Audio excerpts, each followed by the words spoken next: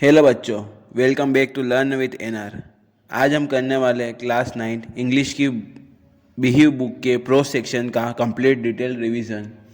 एक ही वीडियो में हम सारे चैप्टर्स क्लियर करेंगे, इंपॉर्टेंट थीम्स देखेंगे, कैरेक्टर स्केचेस देखेंगे और एग्ज़ाम के पॉइंट ऑफ व्यू से इंपॉर्टेंट क्वेश्चन को भी कवर करेंगे। तो कॉपी पेन लेके रेडी रहिए और वीडियो को एंड तक देखिए, क्योंकि ये जो रिवीजन है ये आपको एग्ज़ाम में डायरेक्ट हेल्प करेगा। First lesson the fun they had. ये स्टोरी फ्यूचर ईयर 2157 में सेट है। Margie 11 years old and Tommy 13 years old को एक ओल्ड प्रिंटेड बुक मिलती है। उस बुक में ओल्ड स्कूल के बारे में लिखा होता है, जहाँ रियल टीचर्स होते हैं और रियल स्टूडेंट होते हैं। मार्गी का जो स्कूल है वो मैकेनिकल टीचर होता है। एक लार्ज कंप्यूटर स्क्रीन जो होमवर्क चेक करता है उसे मार्क्स देता है। मार्गी को स्पेशली ज्योग्राफी पसंद नहीं थी। उसका मैकेनिकल टीचर उसे टेस्ट पे टेस्ट देता रहता था। मार्गी सोचती थी कि पुराने ज़माने के बच्चे कितने लक्की होते। वो एक साथ स्कूल जाते थे, क्लास में बैठते थे और फ्रेंड्स के साथ साथ में पढ़ते थे। अब लेसन की थीम क्या है? टेक्नोलॉजी वर्सेस ट्रेडिशनल एजुकेशन और ह्यूमन इंटरेक्शन की इम्पोर्टेंस और फ्यूचर इमेजिनेशन। अब इसके एग्जाम से रिलेटेड कुछ important question. First question, why did Margie hate school? मार्गी को स्कूल पसंद क्यों नहीं था? सेकेंड क्वेश्चन है, what was the county inspector's role? County inspector का रोल क्या था? और थर्ड क्वेश्चन क्या है, why did Margie think old schools were better? वो सोचते थे कि पुराने ज़माने के स्कूल ज़्यादा अच्छे होते थे। अब second lesson the sound of music. अब साउंड ऑफ म्यूज़िक के पे दो पार्ट है। एक तो पार्ट है एल्विन ग्लेनी और सेकेंड पार्ट है द शेनाई ऑफ बिस्मिल्लाह खान। अब पहला पार्ट हम पढ़ने एल्विन ग्लेनी का। इसमें म्यूज़िक के बारे में क्या बताती है कि एक डीफ बच्ची होती है जो आगे चल के अपने बॉडी से वाइब्रेशन फील करके म्यूज़िक को सीखती है। अब अपन शुरू करते थोड़ा। एल्विन जो थी बचपन में ही ग्रेजुअली डीफ हो गई थी, मतलब बचपन से थोड़ी डीफ होने लग गई थी, मतलब बेरी होने लग गई थी। डॉक्टर ने ये भी कह दिया था कि वो म्यूज़िक नहीं सीख सकती, कुछ सुन नहीं सकती, वो ठीक है। लेकिन एल्विन वाइब्रेशन फील करके म्यूज़िक को समझा और सीखा। उनके टीचर रॉन फोर्बेस ने उन्हें बहुत इंकरेज किया। अब उनके बहुत से टीचर डिस्करेज कर, लेकिन एक टीचर था रॉन फोर्बेस, उन्होंने उसको बहुत ज़्यादा इंकरेज किया जिससे वो म्यूज़िक सीख सकी। और आज वो इंटरनेशनल परक्यूनिस्ट है। परक्यूनिस्ट मतलब जो एक से ज़्यादा वाद्य यंत्र यानी इंस्ट्रूमेंट बजा सकते हैं म्यूज़िक के थ्रू। अब इससे मैसेज क्या मिलता है अपने को लेसन से कि डिसेबिलिटी सक्सेस का बैरियर नहीं होता। बैरियर मतलब रुकावट नहीं होती है। अब second lesson the शेनाई of Bismillah Khan. ये जो पार्ट है द साउंड ऑफ म्यूजिक का, इसमें फेमस शेनाई मेस्ट्रो बिस्मिल्लाह खान के बारे में बताया गया है। कैसे बिस्मिल्लाह खान पुंगी की बजाय शेनाई को क्लासिकल स्टेज पर रिस्पेक्ट दिलाते हैं। अब देखो, इसमें इन्होंने एक तो चेन्नई को क्लासिकल स्टेज पर रिस्पेक्ट दिलाई, दूसरा उन्होंने 15 अगस्त 1947 को रेड फोर्ट पर परफॉर्मेंस दी थी। उनको भारत रत्न भी मिला है। अब देखो, हम इसको शॉर्टली इसलिए कर रहे हैं क्योंकि इसमें जो मेन मेन चीज़ें वो अपन पढ़ रहे हैं, जो एग्जाम तुम्हारे बहुत जल्दी है। और इसकी थीम क्या है? Dedication, simplicity, love for country. ये तीन चीज़ें इसकी है ना। Third lesson the little girl. ये एक ऐसी लड़की की कहानी है जो अपने पापा से बहुत ज़्यादा डरती है, लेकिन उसका ज़्यादा अटैचमेंट अपनी ग्रैंड मदर से होता है। तो अपन पढ़ते थोड़ा। केजी अपने फादर से बहुत ज़्यादा ही डरती थी। फादर स्ट्रिक्ट और लेस एक्सप्रेसिव थे। एक्सप्रेसिव मतलब अपने भाव को दिखा नहीं पाते थे।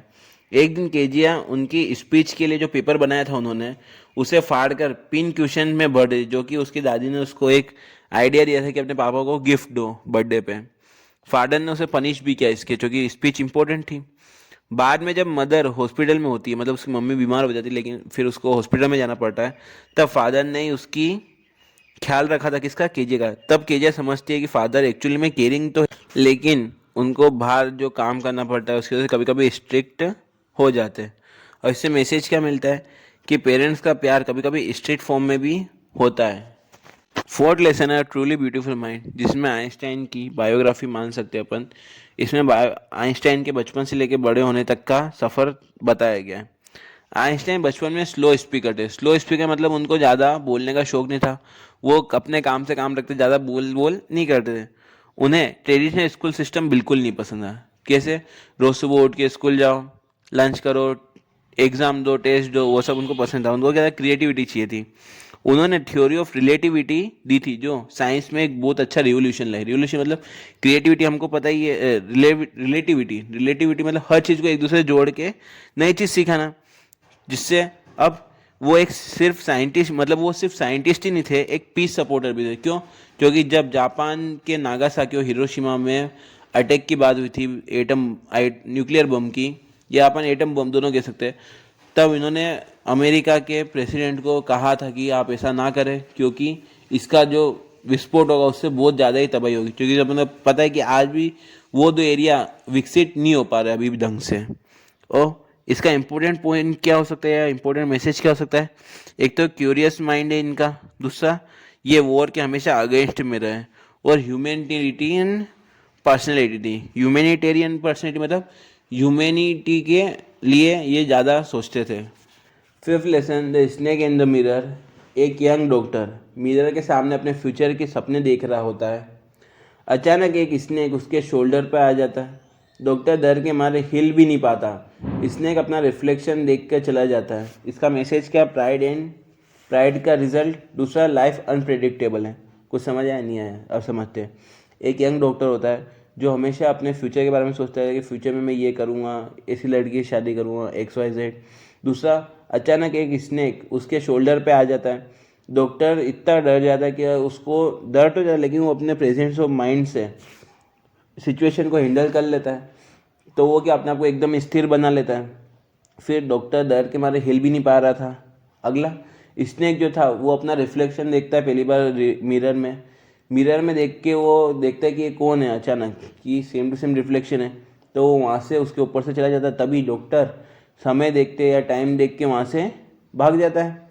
अब इसका मैसेज क्या है? प्राइड का हमेशा रिजल्ट मिलता है। दूसरा, लाइफ जो है वो अनप्रिडिक्टेबल होती है। अगला लेसन है माय चाइल्डहुड, जो APJ अब्दुल कलाम जी की बायोग्राफी कह सकते हैं। इसमें भी जैसे आइंस्टाइन के जन्म से लेकर बड़े होने तक का लिखा है, वैसे ही इस लेसन में भी अब्दुल कलाम जी के बारे में, उनके जन्म कहाँ हुआ, किस कहाँ पे वो रहते थे, क्या क्या उन्होंने स्ट्रगल देखा, वो सब इसमें लिखा हुआ है। अब कलाम जी रामेश्वरम में एक सिंपल फैमिली में पैदा हुए। उनके फादर बोट ओनर थे। वो अपन ने लेसन में देखा ही है कि वो बोट से जो भी भगवान के आइडियल्स होते हैं, नदी से मंदिर तक पहुंचाने का काम करते थे। उन्हें रिलीजियस हार्मोनी देखनी पसंद थी। वो हिंदू एंड मुस्लिम यूनिटी के सपोर्टिंग में थे, और वो दोनों ही धर्म के फेस्टिवल्स प्लस प्रोग्राम्स अटेंड किया करते थे। वो हार्ड वर्किंग और डिसिप्लिन इंसान थे। इसी के वजह से वो इंडिया के प्रेसिडेंट भी बने। और ये क्या था इनके जो था, अब इसमें मैसेज क्या मिलता है? एक तो यूनिटी का मिलता है और डिटर्मिनेशन का मिलता है। क्यों? क्योंकि वो हिंदू, वो मुस्लिम होते हुए भी हिंदू रिचुअल्स को फॉलो करते थे, उनके बारे में जानते थे, उनका सम्मान करते थे। प्लस उनके जो दोस्त थे, तीनों के तीनों दोस्त पंडित थे, मतलब ब्राह्मण थे। नेक्स्ट लेसन है रिच फॉर द टॉप। इसमें भी दो पार्ट है, संतोष यादव और मारिया शरापोवा। अब इसमें जो मेन है, ऐसा कुछ इसमें मेन पूरा बहुत बोरिंग लगता है बच्चों को ये पढ़ने में, लेकिन इसका पहला जो है संतोष यादव, उसमें क्या है, वो जो संतोष यादव वो माउंटेन एवरेस्ट को 2 बार चढ़ने वाली फर्स्ट वीमेन बनी है। और उन्होंने ट्रेडिशनल सोसाइटी को चैलेंज किया है। ट्रेडिशनल सोसाइटी मतलब जो नहीं कहते कि घर में की लड़कियां कुछ नहीं कर सकती, आगे नहीं बढ़ सकती, XYZ। और सेकेंड जो था मारिया शरापोवा, वो भी ऐसे ही थी। वो भी क्या, रशिया से बचपन में रशिया से अमेरिका चली गई थी ट्रेनिंग के लिए, और उन्होंने अपनी हार्ड वर्किंग और डिटर्मिनेशन से विलम्बडन जीता था। विलम्बडन का एक टेनिस टूर्नामेंट होता है जो बहुत ही फेमस होता है। अब इसकी भी थीम क्या है? डिटर्मिनेशन और अभी एम्बिशन है, इसलिए इसको बहुत शॉर्टली निपटा है। वैसे अपन सब चैप्टर बहुत शॉर्टली गए, जिससे तुम्हारे 10-15 मिनट के अंदर पूरा रिवीजन हो जाए, क्योंकि जहाँ टाइम वेस्ट करने का तुम्हारे पास भी इतना टाइम अभी नहीं बचा है। नेक्स्ट चैप्टर है काठमांडू, विक्रम सेठ। ये इज एक ब्लॉगिंग का चैप्टर है। ब्लॉगिंग का चैप्टर क्यों बोल रहा हूँ मैं? जैसे अभी आज के लोग क्या ब्लॉगिंग में इधर उधर जाके बताते हैं, एक्सप्लोर करते हैं वर्ल्ड को। इन्होंने बहुत समय पहले ही बुक में पूरा काठमांडू एक्सप्लोर किया। काठमांडू पूरा नहीं किया, लेकिन ऐसे 2-3 जगह एक्सप्लोर किए जो बहुत इंपॉर्टेंट हो सकती है। जैसे पहला क्या एक्सप्लोर किया उन्होंने? पशुपतिनाथ मंदिर। पशुपतिनाथ मंदिर किसका? अपने को पता ही है, महादेव है पशुपतिनाथ। अब उनके मंदिर में क्या क्या रिचुअल्स होती है, आजू बाजू का जो पूरा सीनेरियो है वो बताते हैं। प्लस वो बताते हैं कि हर थोड़ी दूर पे महादेव का मंदिर है। प्लस वो क्या बताते हैं कि हर नदी के किनारे महादेव का एक छोटा सा मंदिर मिल जाएगा अपन को। और दूसरी वो कहाँ जाते हैं, गौतम बुद्ध के मंदिर। गौतम के मंदिर में जाके वो देखते हैं कि कितना पीसफुल सीनरी है, मतलब चारों आजू बाजू सब तरफ एकदम पीस है, लोग एकदम शांति से अपना ध्यान लगा रहे हैं और पूजा कर रहे हैं, जो भी उनके रिचुअल्स होते हैं वो कर रहे हैं। लेकिन पशुपतिनाथ मंदिर में क्या था, बहुत भीड़ थी, बहुत ज़्यादा ही रश था। अब ये दोनों के बीच में कंपेरिजन करते हैं, उसके बाद वो थोड़ा घूमते हैं और भी चीज़ें देखते हैं। हालांकि लेसन बहुत बड़ा है, लेकिन अब अपने पास इतना टाइम नहीं कि हम पूरा लेसन पढ़ने बैठे, इसलिए बहुत शॉर्टली मैं इसको क्लियर कर रहा हूँ, जो तुम्हारे एग्जाम पॉइंट ऑफ व्यू से आ सकता है एग्जाम में। इसलिए बहुत शॉर्टली डिस्क्राइब करा सब लेसन को, जिससे तुम 10 मिनट 15 मिनट के अंदर तुम्हारा पूरा चैप्टर या पूरी बुक एक बार कवर हो जाएगी उसमें क्या है। तो तुम्हारे क्वेश्चन कहीं से भी आए तो तुम थोड़ा बहुत बना के भी लिख सकते हो अपने हिसाब से। इसकी थीम है स्पिरिचुअल डाइवर्सिटी एंड कल्चर, मतलब बहुत सारी अलग अलग तरीके। जैसे पशुपतिनाथ मंदिर में एकदम रश था, बहुत ज़्यादा ही लोग आवाज़ कर रहे थे, मतलब समझ रहे हो ना थोड़ा बहुत, जैसे कि आवाज़ होना बहुत ज़्यादा। गौतम बुद्ध के मंदिर एकदम शांति से पीसफुल पूरा सिनेरियो था। अब नेक्स्ट लेसन आ रहा है इफ़ आई वर यू, जो लास्ट लेसन है। इसमें एक गेरेड और इंट्रूडर के बीच में थोड़ी बहुत बातचीत होती है, कैसे गेरेड अपने आप को बचाता है इंट्रूडर से, वो पूरा दे रखा है। अब इसमें शुरुआत में गेरेड जो है वो एक प्ले राइटर है। प्ले राइटर किसको कहते हैं, जो पूरा प्ले लिखता है। अब प्ले से क्या मतलब है, एज अपन ड्रामा कह सकते हैं, जो लोग ड्रामा नहीं करते उसका पूरी स्क्रिप्ट लिखना वो सब। तो गेरेड तो एक प्ले राइटर है। उसमें एक क्रिमिनल उसके घर में घुस जाता है, उसे मारने आता है। क्यों? क्योंकि उसको गेरेड की जगह चाहिए थी। अब गेरेड अपनी इंटेलिजेंस क्रिमिनल को कैसे कन्विंस करता है कि उसे मारने से कोई फायदा नहीं, क्योंकि उसने कहा था मैं तुमसे बड़ा क्रिमिनल हूँ, मेरे पीछे पुलिस लगी है, पुलिस कभी भी आ सकती है। फिर क्रिमिनल क्या करता है, वो उसके सामने एक बार सरेंडर करता है, ठीक है चलो एक बार तुमको छोड़ा, बस मेरे को यहाँ से बचा। जो कि उसने बात क्या करी थी कि मेरा दोस्त चौराहे पे या कोने पे खड़ा, वो जैसे ही पुलिस आएगी मेरे को बता देगा तो मैं यहाँ से भाग जाऊंगा। अब क्रिमिनल भले ही कितना भी उसके आगे सरेंडर कर, लेकिन उससे क्या बोला, जब तक पुलिस नहीं आई, जब तक गेट खटखाएगा, जब तक मैं मानूंगा नहीं। तो अचानक गेट खटखटाने की या फिर एक फ़ोन की रिंग आई, तो वो समझ गया कि मतलब गेरेट ने ऐसा उसके सामने एक्सप्रेशन दिया कि उसे समझ पड़ गई कि नहीं अब पुलिस आ गई है तो मेरे को यहाँ से भागना है। लेकिन अब गेरेट बोलता है कि नहीं मैं अब निकलूँगा, तो तुम भी मेरे साथ निकलो। बोले मैं तो तुम पे भरोसा नहीं करूँ। तब वो क्या करता है कि अपनी बोलता है गेरेट के नहीं है, तुम जाओ और जाके एक बार देख लो कि पुलिस आ ही रही है, फिर मेरे को मत कहना कि तुमको भी पकड़ा दिया। फिर वो जाता है, लेकिन उसकी जो गन है वो एम करके रखता है गेरेट के ऊपर। लेकिन कहानी में ट्विस्ट ये है कि जो वो गेट खोलता है वो एज अ मेन गेट या फिर घर का गेट नहीं है, वो एज अ एक कबर्ड गेट है। जैसे वो गेट खोलता है उसका ध्यान तो उस पर रहता है क्योंकि गन शॉट पे पॉइंट है। तो वो जैसे ही गेट खोलता है तो गेरेट उसको धक्का मार के उस कबर्ड के अंदर लॉक कर देता है और उसके दोस्त को फ़ोन करता है कि नहीं आज मैं प्ले पे नहीं आ पाऊंगा, पर तुम मेरे जो एक दोस्त है पुलिस वाला उसको मैं घर पे अर्जेंटली भेजो, क्योंकि समझ ही रहे हो कि बहुत बड़ा पंगा होने वाला है उसके साथ। अगर वो बाहर निकल गया तो गन भी उसके हाथ में ही थी, मतलब गन तो गिर गई, लेकिन वो एज अ क्रिमिनल उससे ताकतवर ही होगा ना प्ले राइटर से ऐसे। सो बच्चों, अगर तुमने ये वीडियो ढंग से और ध्यान से देखा है तो आई होप तुमने बिहीव के प्रो सेक्शन के सारे लेसन को एक बार क्लियर हो चुके होंगे कि तुम उसको डायरेक्ट लिख सकते हो। अब तुमको क्या करना है, थोड़ी सी प्रैक्टिस करनी है कैरेक्टर स्केच के ऊपर, थीम्स और इंपॉर्टेंट क्वेश्चन की प्रैक्टिस करनी है। सो अगर वीडियो अच्छा लगा और हेल्पफुल लगा तो लाइक शेयर और सब्सक्राइब जरूर करना, किसको, लर्न विथ एनआर को।